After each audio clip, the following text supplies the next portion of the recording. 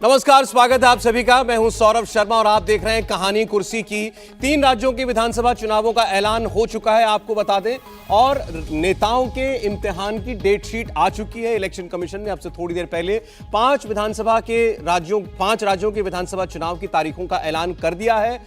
इसमें राजस्थान, मध्य प्रदेश, छत्तीसगढ़, तेलंगाना और मिजोरम पांचों राज्यों में कब कब चुनाव होंगे, कब तक लोग अपना नॉमिनेशन फाइल कर सकते हैं, सारी डेट शीट जो है वो अनाउंस हो चुकी है। आपकी स्क्रीन पर लगातार वो तारीखें आ रही हैं कब चुनाव होंगे। मिजोरम में 7 नवंबर को चुनाव है।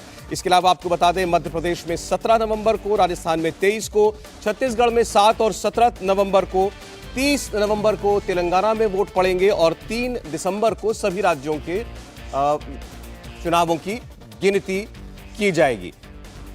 तो इसके साथ ही अब सारे राजनीतिक दल जो हैं अपने अपने हिसाब से पहले तो उम्मीदवारों की घोषणा की तैयारी में लगे हुए हैं, क्योंकि अब तक केवल भारतीय जनता पार्टी ने अपने 79 उम्मीदवारों का ऐलान किया है, वो मध्य प्रदेश के लिए। उसके बाद से तीसरी सूची वो भी जारी नहीं कर पाया है।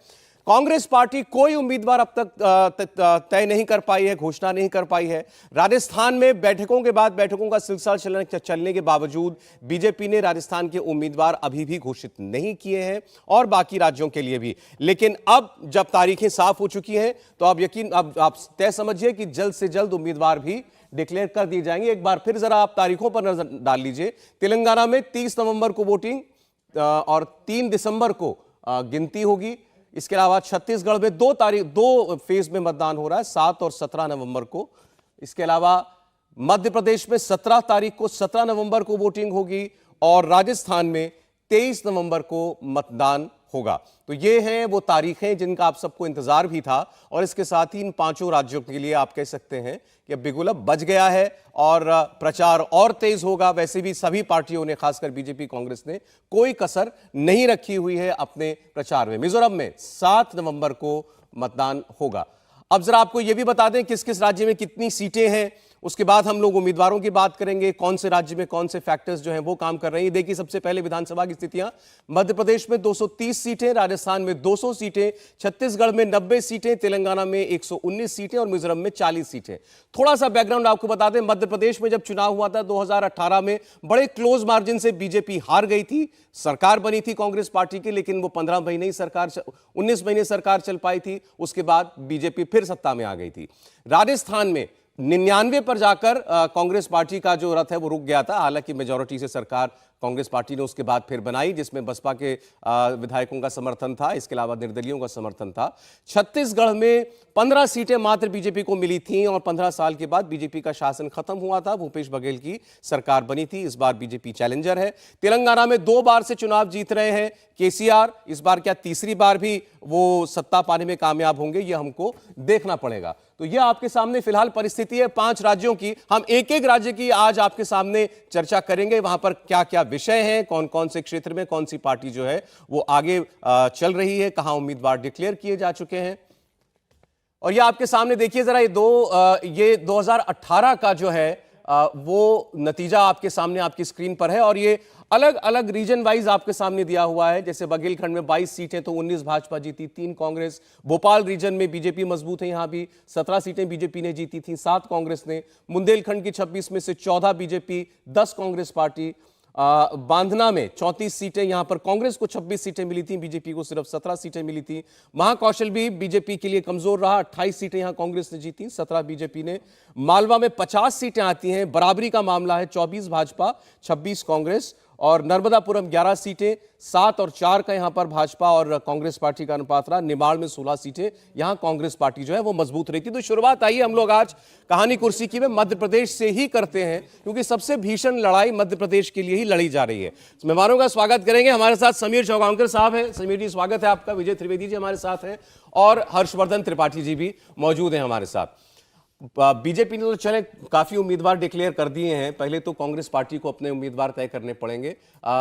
पितृपक्ष की वजह से कांग्रेस पार्टी जो है वो अपनी पहली लिस्ट नहीं निकाल पा रही, और बीजेपी की आप बात करें तो वो अपनी तीसरी, या क्योंकि तीसरी में एक नाम था तो चौथी कह लीजिए, वो चौथी लिस्ट जो है वो जारी नहीं कर पा रही है।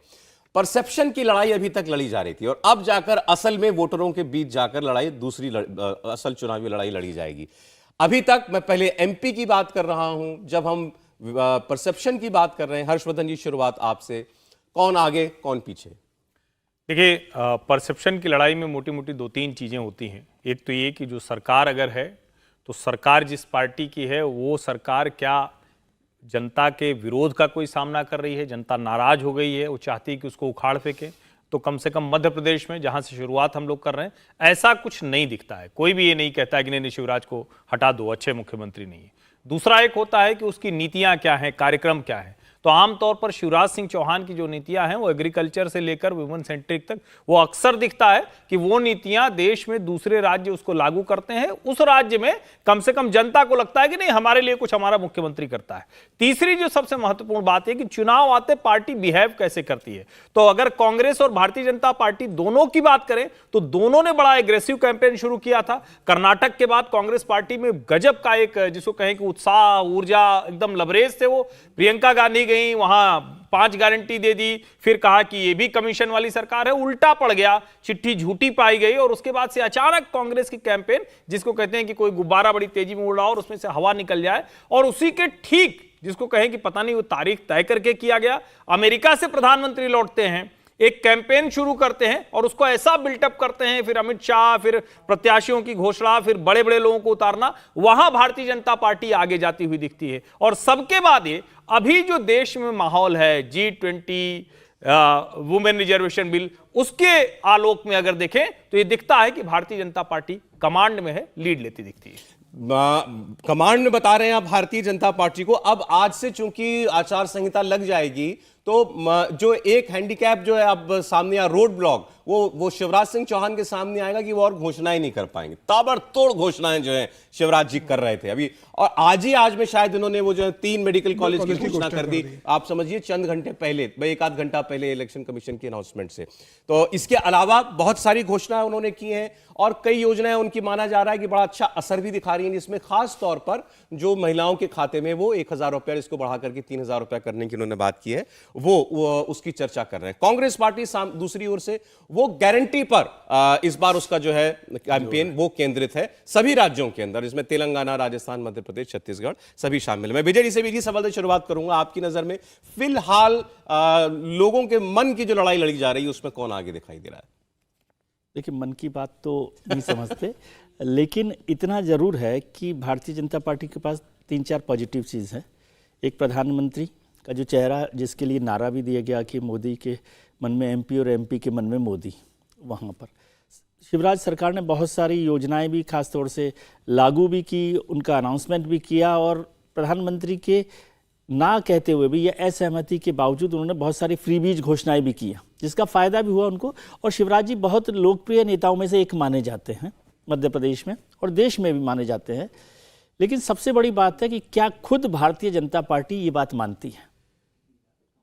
क्योंकि शिवराज जी को मुख्यमंत्री पद का फेस नहीं बनाना, उम्मीदवार नहीं बनाना, ये बताता है कि भारतीय जनता पार्टी की लीडरशिप शायद उन पर वो भरोसा नहीं करती। तो ये एक बड़ा चैलेंज हो जाएगा कि आप अपने लीडर पर भरोसा नहीं करते हो सीएम फेस के तौर पर। नहीं, तो क्या उसको पहले हम ही लोग यहाँ ये तय कर लेंगे शिवराज जी पॉलिटिकली ये बैगेज है या एसेट है पार्टी के लिए? ये पार्टी तय करेगी। मैं तो पार्टी ने तय कर दिया ना कि बैगेज है, पार्टी ने मान लिया बैगेज। हाँ, क्योंकि नहीं तो वो सिटिंग चीफ मिनिस्टर को यदि आप फेस नहीं बना रहे, इसका मतलब आप उन्हें कम से कम चुनाव जिताने वाला चेहरा नहीं मान रहे। और मैं देख रहा हूँ कि शिवराज जी जिस तरह से सभाएं कर रहे हैं, बहुत भीड़ आ रही है, बहुत लोकप्रियता है, पॉपुलर है, और वहाँ जो वो बात कर रहे हैं कि आप मुझे दोबारा मुख्यमंत्री बनाना चाहते हैं, आप इस सरकार की लोकप्रियता, तो मुझे लगता है वो वोटर की बजाय सेंट्रल लीडरशिप से बात कर रहे हैं, वहाँ वो मैसेज दे रहे हैं।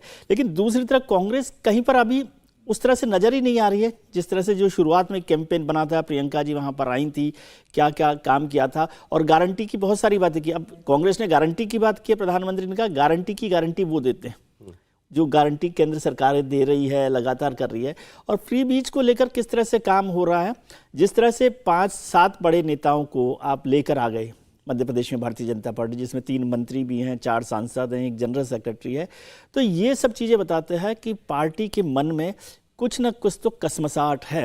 लग नहीं रहा कि ये इतना इजी फ्लो इलेक्शन है, और उनको जीतना ये ज़रूर है, ये सबसे बड़ी बात है। लेकिन अब शिवराज जी की भूमिका क्या रहेगी, और जो 7 लोग आए हैं बड़े, वो क्या करेंगे, और जो अभी नहीं आए हैं क्या वो आने और वाले आ हैं? सकते हैं। वो आ सकते हैं कि नहीं आ सकते ठीक हैं, वो भी एक बड़ा खेल होगा जिससे चुनाव आपने तय होगा। कांग्रेस पार्टी की मध्य प्रदेश में बात की, ऐसा और हर्षवर्धन जी ने भी ठीक ही कहा कि शुरुआत में ऐसा लगा कि अचानक बड़ा जबरदस्त कैंपेन कांग्रेस पार्टी मध्य प्रदेश में शुरू कर रही है और वो कैंपेन सीधे सीधे प्रियंका गांधी वाड्रा के हाथ में, इसमें कोई शक नहीं है। कमलनाथ उसका लोकल फेस है, लेकिन अचानक से उसकी जो तीव्रता है उस कैंपेन की वो कहीं खो गई। अब ये क्यों हुआ? एक ऐसे राज्य के अंदर जो आप अपने लिए मुफीद मान रहे हैं, आप मान रहे हैं कि इस बार हमारी जमीन वहां पर मजबूत है, फिर वहां पर ऐसा क्यों, आप इस लड़ाई में क्यों पिछड़ते जा रहे हैं? कम से कम आप चर्चाओं की बात करें तो अब जहां तक वादों का सवाल है, कांग्रेस पार्टी को शायद ये लग रहा है, मुझे लगता है कि जनता ही काम कर दे तो अच्छा है। और दूसरा, कर्नाटक में गारंटी चल पड़ी तो आपने हर जगह गारंटी उतार दी। जैसे एमपी में क्या गारंटी है कांग्रेस पार्टी की? गैस का सिलेंडर 500 रुपए में आपको देंगे, 100 यूनिट बिजली फ्री, 200 यूनिट बिजली हाफ, 1500 रुपए महिलाओं को हम देंगे, ओल्ड पेंशन स्कीम लाएंगे वगैरह वगैरह, और जातिगत जनगणना अब सब राज्यों में और जोड़ दिया गया है। देखिए, मध्य प्रदेश की अगर मैं बात करूं तो देखिए 2018 में जब मध्य प्रदेश में भारतीय जनता पार्टी को हराकर कांग्रेस ने सरकार बनाई थी, तो सरकार बनाने के बाद जो सरकार 18 साल के बाद सत्ता में लौटी थी, उसके अंदर एक उत्साह होना चाहिए था, जनता को डिलीवर करने की इच्छा होनी थी कि हम इतने दिनों बाद लौटे तो हम काम करेंगे। कमलनाथ मुख्यमंत्री बनते हैं, कमलनाथ अध्यक्ष रहते हैं, ज्योतिरादित्य सिंधिया और कमलनाथ की वहाँ पर लड़ाई चलती रहती है, केंद्रीय नेतृत्व उसमें हस्तक्षेप नहीं करता है। हार कर ज्योतिरादित्य सिंधिया भारतीय जनता पार्टी में चले जाते हैं, भारतीय जनता पार्टी की सरकार बन जाती है। उसके बाद भी कमलनाथ को इतना समय मिलता है मध्य प्रदेश के अंदर कि वो मध्य प्रदेश का पूरा दौरा करते हैं, या केंद्रीय नेतृत्व लगातार भारतीय जनता पार्टी पे हमलावर होता, संगठन को मजबूत करता और 2023 के लिए अपनी चुनौती पेश करता। आप देखिए पूरे 5 साल में अगर कांग्रेस का वहां पर वर्किंग देखेंगे संगठन की, तो पूरा सोया हुआ संगठन रहा। न कमलनाथ ने संगठन की चिंता करी, दिग्विजय सिंह ने बहुत ज्यादा इसमें चिंता नहीं करी, और बाकी कोई नेता वहां था नहीं। तो अब कांग्रेस ये मान के चल रही थी कि शिवराज सिंह चौहान की जो एंटी इनकम्बेंसी होगी या इनके प्रति जो नाराजगी होगी, उसके कारण हमको वोट मिलकर हमें सरकार बनेगा, हम आराम से बैठे हुए। कांग्रेस के पूरे 5 साल का कार्यकाल अगर आप विपक्ष का देखोगे और 1.5 साल का 19 महीने का सरकार का कार्यकाल देखोगे, कहीं यह नजर नहीं आया कि कांग्रेस अब यह चाहती है कि इतने सालों के बाद 18 साल बाद अगर सत्ता में लौटे हैं तो आने वाले 20 साल हम यहाँ राज करेंगे और वापस हमें अपने आप को मजबूत करेंगे। न सरकार के रूप में कमलनाथ ये डिलीवर कर पाए, न संगठन के रूप में कमलनाथ अध्यक्ष के रूप में कर पाए। लेकिन हम लोग ये बात कर रहे हैं समीर जी, लेकिन कांग्रेस पार्टी अगर इन 5 राज्यों में किसी एक राज्य में अपनी जीत को डन डील मान रही है तो वो मध्य प्रदेश ही है। मुझे लग रहा है छत्तीसगढ़ को कांग्रेस ज्यादा कंफर्टेबल फील कर रही है। हाँ, मध्य प्रदेश में कांग्रेस को यह लग रहा है कि जिस हिसाब से शिवराज का एंटी इनकम्बेंसी होगी, लेकिन मैं आज मतलब अभी आपने जो पूछा भी था कि शिवराज बीजेपी के लिए एसेट है, वो कभी लायबिलिटी नहीं रहे, और अगर एसेट नहीं होते तो 2019 में उन्हें फिर से 19 महीने के बाद संगठन उन्हें मुख्यमंत्री नहीं बनाता, और सर्वोच्च बॉडी पार्लियामेंट्री बोर्ड में भी शिवराज को नहीं रखता। क्यों पूछना पड़ रहा है लेकिन मैं सीएम बनूं कि नहीं बनूं? और विजय जी ने जैसे कहा कि वो ऐसा नहीं लगता कि जनता से बात कर रहे हैं, वो अपनी लीडरशिप से बात कर रहे हैं। इसका रीजन ये रहा कि पिछले 3 चुनाव में आप अगर देखोगे तो शिवराज सिंह चौहान 2008 में मुख्यमंत्री का चेहरा रहे, 2013 में रहे, 2018 में रहे। अब अगर पार्टी ये सोच रही है कि अगर सामूहिक नेतृत्व में जाएंगे, इसका मतलब ये नहीं कि शिवराज मुख्यमंत्री बन ही नहीं सकते। हो सकता है पार्टी की स्ट्रेटेजी हो कि अभी सामूहिक नेतृत्व में चुनाव लड़े, हम बाद में शिवराज को बना दें। ये तो पार्टी ने कहा नहीं कि शिवराज मुख्यमंत्री किसी स्थिति में नहीं बनेंगे, पार्टी तो मना कर ही नहीं रही है, शिवराज भी ये नहीं करेगी पार्टी मुझे नहीं बनाएगी। ये एक परसेप्शन बन रहा है क्योंकि शिवराज इतने बड़े नेता है और जो तरह से पिछले 3 चुनाव देखे गए शिवराज के फेवर में, तो ऐसा लग रहा है कि भाई शिवराज का नाम नहीं आ रहा तो शिवराज को पार्टी टिकट देगी नहीं देगी। लायबिलिटी नहीं, देखिए शिवराज सिंह चौहान अगर लायबिलिटी होते तो वो मुख्यमंत्री नहीं होते। अब ये तो कोई नहीं मान सकता ना कि नरेंद्र मोदी और अमित शाह तय कर लेंगे उसके बाद भी शिवराज सिंह चौहान बने रहेंगे। और आपको याद होगा शिवराज सिंह चौहान आए थे, नरेंद्र मोदी से उन्होंने मुलाकात की, हंसते हुए एक बड़ी सुंदर सी तस्वीर जो नरेंद्र मोदी के एक्स हैंडल पर डाली जाती है वो आई, और उसके बाद जब मध्य प्रदेश पहुंचे तो शिवराज सिंह चौहान ने कहा कि मुझे मोदी जी ने कहा है कि जाके काम करो, मजबूती से काम करो, तो मैं प्रदेश की जनता की सेवा करने आया हूं। लेकिन एक बात तो है, जब आप 2018 का चुनाव हारते हैं, भारतीय जनता पार्टी के लिहाज से मैं कह रहा हूं, तो आपको यह समझ में आता है कि देखिए मुकाबला बड़ा कठिन है। अब कोई एक छोटी सी गड़बड़ होगी, 5 सीट 10 सीट, चूंकि वहां तीसरी कोई पार्टी नहीं, तो हम सत्ता से बाहर हो जाएंगे। मध्य प्रदेश की सत्ता से बाहर होना यानी भारतीय जनता पार्टी के लिए अपने एक प्रमुख गढ़ से बाहर होना, शायद यही वजह है कि ये रणनीति बदली गई, बड़े नेताओं को चुनाव लड़ाया गया। और मैं ये तब कह पाऊंगा, मैंने उस दिन भी कहा था कि मेरी रुचि ये जानने में है कि शिवराज जी को चुनाव लड़ाया जाएगा या नहीं लड़ाया जाएगा। अगर चुनाव लड़ाया जाएगा तब तो फिर ओपन रहेगा, आप जिसको कहते हैं ना, अगर यहाँ अगर आ गया, यही बहुत बड़ी बात है कि हमको ये बात सिटिंग चीफ मिनिस्टर को आप अगर चीफ मिनिस्टर के लिए सोचना पड़ रहा है। नहीं, ये तो पूछना पड़ रहा है, ये तो लंबे समय से शुरू हो गए। 2018 2018 के चुनाव के बाद ही शुरू हो गया था। जब भारतीय जनता पार्टी एक बार सरकार में नहीं आई तो उसी वक्त वो प्रश्न चिन्ह लगा था, उसके पहले वो प्रश्न चिन्ह नहीं था। अच्छा देखिए, खबर अभी चल रही है, राहुल गांधी की प्रेस कॉन्फ्रेंस 3 बजे होगी। चुनावों के ऐलान के बाद जो है वो मीडिया से बात करेंगे। अब राहुल गांधी क्या बातें इसमें कहते हैं वो देखना होगा। हो सकता है वो इन राज्यों में जैसे वो हर राज्य में बीजेपी की सरकार के खिलाफ बोलते हैं, वो तो वो कहेंगे, अपनी गारंटियां फिर वो दोहराएं, वो बता सकते हैं कि उनको कैसा रिस्पॉन्स मिल रहा है जब वो सभाओं में जा रहे हैं। एमपी में हालांकि राहुल गांधी नहीं गए हैं, मगर मैं गलत नहीं हूं तो एक भी सभा उनकी मेरे ख्याल से नहीं हुई है। प्रियंका जी उसको देख रही है, प्रियंका जी लीड कर रही है। मध्य प्रदेश और छत्तीसगढ़ दोनों जो है प्रियंका जी देख रही है, मुझे ऐसा लगता है, क्योंकि छत्तीसगढ़ तो वैसे भी भूपेश बघेल जो है प्रियंका जी के प्रिय लोगों में से हैं, और हिमाचल के इलेक्शंस में भी वो सारी जिम्मेदारी देख रहे थे। तो छत्तीसगढ़ और मध्य प्रदेश दोनों ही प्रियंका जी देख रही है। अब राहुल गांधी भी देख रहे होंगे, अब जाएंगे कि नहीं जाएंगे मुझे उसके बारे में जानकारी नहीं है, लेकिन कांग्रेस को मुझे लगता है कि थोड़ा सा और एग्रेसिव चुनाव लड़ना चाहिए। वो जनता के सिर्फ ये कि वो वोट दे ही देंगे शिवराज जी से या भारतीय जनता पार्टी से नाराज है इसलिए वोट दे देंगे, अभी वो एग्रेसिव कैंपेन कांग्रेस का नजर नहीं आ रहा। और जो फर्स्ट मूवर का फायदा भारतीय जनता पार्टी को हुआ कि 79 सीट्स पर उन्होंने अपने कैंडिडेट डिक्लेयर कर दिए हैं, 7 बड़े नेताओं को वहां उतार दिया है। कांग्रेस जो है अभी तक वो 150 सीटों पर सीईसी की बैठक हुई है, नाम तय नहीं कर पाई है या अनाउंस नहीं कर पाई है, कल फिर से बैठक हो रही है। तो ये थोड़ा सा एक डिले हो रहा है, तो उसका भी नुकसान वहां पर हो सकता है। और क्या उतनी मजबूती के साथ खड़े हुए, और सेंट्रल लीडरशिप भी अभी वहां मध्य प्रदेश में कांग्रेस के साथ उस तरह से खड़ी दिखाई नहीं दे रही। राजस्थान में कैंपेन हो रहा है, अशोक गहलोत एक अलग तरीके से कैंपेन कर रहे हैं। राजस्थान में तो वहां भी नहीं दिखाई दे रही, वहां तो खुद सस्पेंस में नहीं, डाल दिया अशोक गहलोत तो खुद है वहां पर, ने। वो अपना डील कर रहे हैं, अपना लड़ाई लड़ रहे हैं अशोक गहलोत। लेकिन भारतीय जनता पार्टी से वो सरकार छीनने का मौका मध्य प्रदेश में है ना कांग्रेस के पास, वहां दोनों तो जगह डिफेंडर हैं।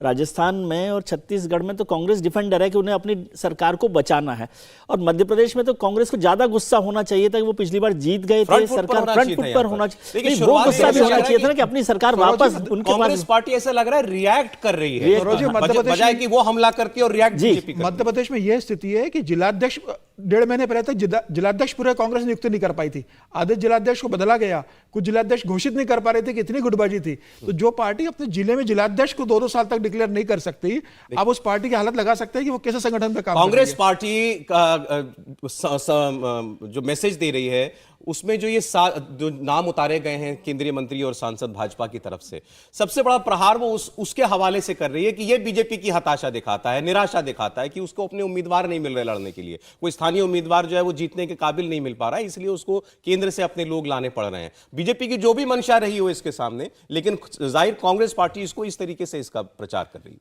देखिए, कमाल की बात यह है कि कांग्रेस पार्टी ये प्रचार जब कर रही है तो उसके अपने नेता कहीं, मतलब विधानसभा से लेकर प्रदेश तक, अगर दिग्विजय सिंह को छोड़ दें, मतलब जो दिग्विजय सिंह कहीं लड़ाई में नहीं है, वो तो भले बयान से, प्रदर्शन से, हर चीज से शिवराज चौहान के लिए मुसीबत खड़ी करते हैं। कमलनाथ का कोई एक बड़ा प्रदर्शन या आंदोलन मुझे याद कराइए, नहीं याद आता है। और मैं समझ नहीं पाता हूं, मतलब ये सचमुच कठिन है हम जैसे लोगों के लिए जो राजनीति को देख समझ रहे हैं, मध्य प्रदेश में कांग्रेस पार्टी कोई एक ऐसा काम नहीं कर रही जिससे उसको जनता सत्ता सौंप दे। उनके पास नेता नहीं है, कार्यक्रम नहीं है, वो कोई विपक्ष के तौर पर लड़ते भिड़ते नहीं दिखे। जैसे उदाहरण के लिए मैं बताऊं कितना बिना तैयारी के जाते हैं। प्रियंका गांधी जाती हैं और कहती हैं कि ईडी, सीबीआई, इनकम टैक्स, ये छापे पड़ते हैं देश भर में, व्यापम के लिए क्यों नहीं पड़े? अब उनको पता ही नहीं है कि व्यापम के लिए सीबीआई की इंक्वायरी हुई, उनको पता ही नहीं कि यह मामला कोई शिवराज सिंह चौहान की सरकार का है, नहीं, ये तो दिग्विजय सिंह की सरकार से चल रहा है, व्यावसायिक परीक्षा मंडल का घोटाला।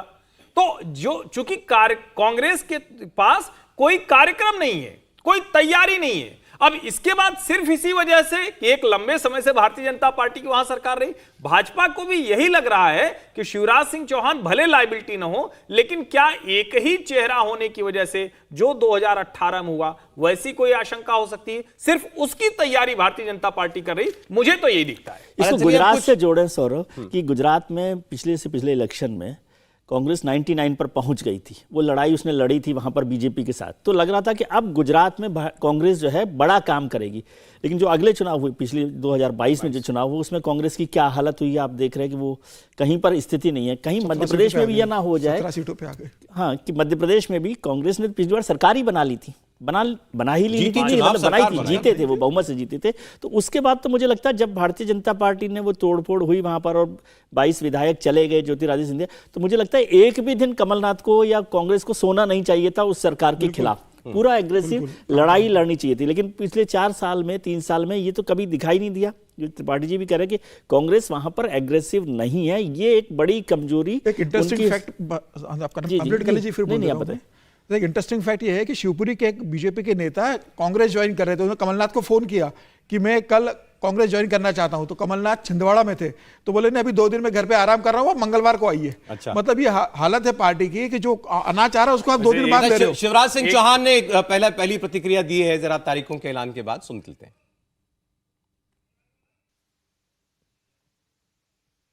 सबसे बड़ा उत्सव है चुनाव। तो एक तरफ मैं जनता से ये प्रार्थना करता हूँ कि चुनाव सरकार बनाते हैं, चुनी हुई सरकार बनती है जो प्रदेश का और जनता का भविष्य तय करती है। तो सभी मतदाता भाई और बहन इस चुनाव में बढ़ चढ़कर भाग लें, उत्साह के साथ भाग लें। मैं राजनीतिक दलों से ये अपील करना चाहता हूँ कि मध्य प्रदेश शांति का टापू है, शालीनता का प्रतीक है। ये चुनाव हम जरूर लड़ें, लेकिन चुनाव लड़ते समय हम व्यक्तिगत आरोप प्रत्यारोप उनसे बचें। ये शत्रुता नहीं है, तो विचारधाराओं का संघर्ष है। कौन सी पार्टी आनी चाहिए, सब शालीनता के साथ बड़प्पन से अपनी अपनी बात कहे, सरकार अपनी बात कहे, प्रतिपक्ष अपनी बात कहे, और बहुत अच्छे माहौल में मध्य प्रदेश का चुनाव हो। ये मेरी सबसे कैसा रहेगा? अच्छा लगा शिवराज जी ने ये बात कही आज के उस दौर में जहां नेता जो है कुछ भी कहने करने से गुरेज नहीं करते, बस जीत हासिल होनी चाहिए। वो चुनाव लड़ रहे हैं अपनी कुर्सी बचाने के लिए, तब भी वो कह रहे हैं कि शालीनता से चुनाव लड़े। अच्छा लगा उनकी बात सुन। अच्छी बात है। एक तो सचमुच शिवराज, देखिए मैं फिर से कह रहा हूँ, शिवराज जी उस तरह के नेता हैं जैसे नेता राजनीति में थोड़ा अधिक होने चाहिए। लेकिन एक संदर्भ मैं याद दिलाता हूं, उसका कोई लेना देना नहीं है, लेकिन संदर्भ वो जरूर याद रहना चाहिए।